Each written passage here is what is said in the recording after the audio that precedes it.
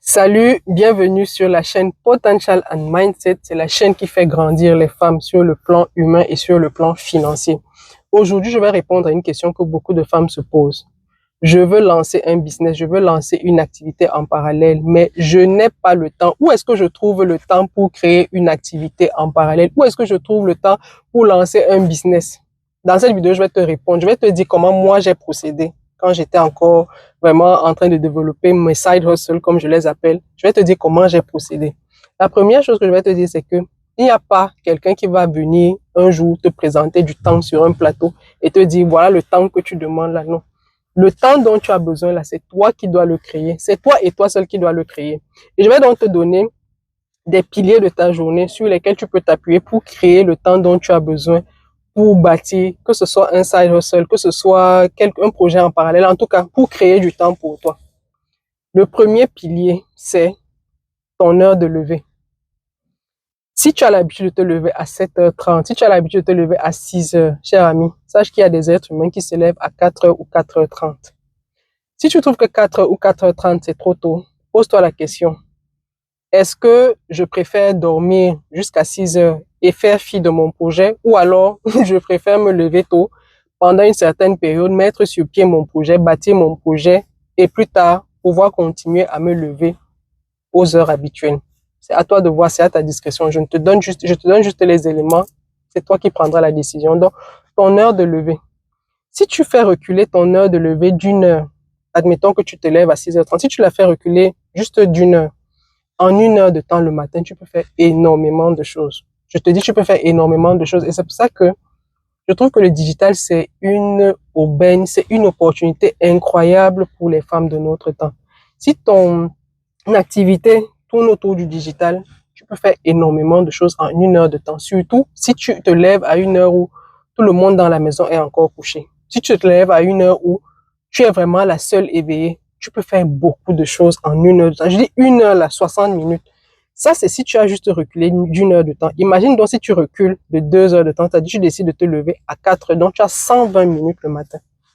Tu vois, c'est-à-dire tu n'as même pas aidé, mais tu peux faire beaucoup de choses en 120 minutes chaque matin.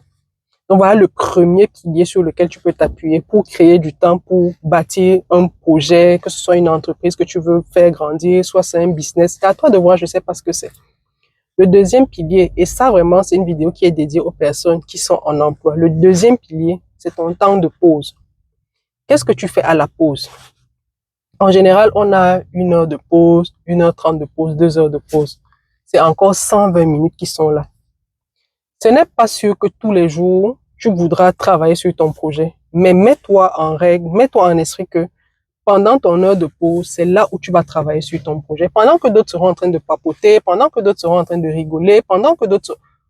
Toi, concentre-toi pendant ces 2 heures-là. Tu peux même décider que pendant 1 heure, tu t'amuses, l'autre heure, tu travailles sur ton projet. Je te promets que sur 30 jours, tu vas voir l'avancée. 30 jours seulement, tu vas voir comment tu as progressé, que ce soit même seulement au niveau de l'idéation. Si tu réfléchis juste à l'idée, qu'est-ce que tu peux faire concrètement? Et si tu te poses la question, laisse-moi en commentaire. J'ai un formidable template que j'ai créé pour des personnes qui se posent des questions, qui se demandent c'est quoi mon idée? Quelle est l'idée qui matche vraiment avec ma personnalité? Comment est-ce que je pourrais mettre en avant mon talent, mon potentiel? Je vais te l'envoyer. Je suis encore en train de travailler à la création de mon stand store, donc je l'envoie encore comme ça inbox aux personnes. Donc, si tu te donnes ce délai-là, si tu te donnes cet objectif-là, si tu te donnes cette discipline-là seulement pendant un mois, je te promets que ça va faire toute la différence. Et je ne pense même pas que tu vas t'arrêter à un mois. Pourquoi? Parce que tu vas voir que tu avances vraiment, tu vas pas t'arrêter jusqu'à ce que ton objectif final soit atteint. Le troisième pilier sur lequel tu peux t'appuyer, c'est la soirée. Quand tu rentres du travail. Quand tu rentres du travail, en fait, avant de te coucher, tu peux encore prendre 30 minutes. 30 minutes de ton temps pour revoir certains aspects de ton projet, pour revoir certains aspects de ton business. Donc, tu vas comprendre que ton heure de lever est très importante. Ton heure de pause ou les heures creuses que tu as dans ta journée sont très importantes et aussi l'heure à laquelle tu te couches. Il faut savoir que pour avoir ce que tout le monde n'a pas, tu dois faire ce que tout le monde ne fait pas. Ça, c'est la règle absolue. Et là, je réponds aux personnes qui vont dire, mais c'est quoi cette histoire-là où je vais me lever tard, ou je vais me lever très tôt, ou je vais sacrifier mes pauses. Non, la vie est comme ça. La vie est comme ça. Pour avoir ce que tout le monde n'a pas là, hein, il faut faire ce que tout le monde ne fait pas. Parce que si tu fais ce que tout le monde fait, c'est quoi la différence? Pourquoi tu crois que tu pourrais avoir ce que les autres? Non. Fais ce que tout le monde ne fait pas et tu vas voir la différence. Ton besoin, s'il est réel, si c'est une réelle douleur, je te promets que ce que je te dis même là, ça va juste te faire écho à ce que tu pensais déjà. Parce que quand tu as vraiment mal, quand tu as vraiment une envie de changer quelque chose, ton cerveau a déjà réfléchi dessus. Moi, je suis juste le signe que c'est ce que tu dois faire. Je vous promets, quand quelqu'un réfléchit, et je dis toujours aux gens, le cerveau, c'est la meilleure chose, le meilleur organe que vous ayez. C'est l'organe le plus intéressant que vous ayez. Parfois, vous réfléchissez sur quelque chose et vous doutez, vous vous dites, mais est-ce que c'est de seulement me lever à 4 heures qui va me permettre d'avancer dans mon projet? Est-ce que c'est d'utiliser seulement mes pauses? Ça, c'est les informations, les autosuggestions que ton cerveau t'a envoyées. Et puis, aujourd'hui, bim, tu tombes sur ma vidéo, je te dis ça. C'est juste le signe, en fait. Moi, je suis pas en train de... Je suis juste le signe que ton cerveau t'avait donné la bonne information. Donc, cher ami, ton heure de lever, tes heures creuses autour de la journée, ton heure de coucher, voilà des moments sur lesquels tu peux capitaliser. Et je sais que tu es en emploi. Et je dis toujours aux personnes qui sont en emploi, n'allez pas bâcler le travail de votre employeur parce que vous dites, je veux faire grandir mon projet. Non, ça, c'est une très mauvaise habitude que vous êtes en train de prendre. Parce que, comme tu bâcles le travail de ton employeur et que ça va devenir une habitude pour toi, tu ne sauras même pas à quel moment tu vas aussi bâcler ton propre travail. Donc, fais bien le travail de ton employeur. Vraiment, fais-le bien. Fais-le bien. Fais-le comme si c'était le tien. Le même soin que tu mets dans le travail de ton employeur, je te promets que tu mettras le même dans le tien. Tu mettras le même. Même si personne ne te regarde, hein, fais bien. Même si personne ne vérifie les fautes, écris bien. Même si personne ne s'assure que tout est bien emballé, emballe bien. Même si quand ça arrive cassé, on va remplacer.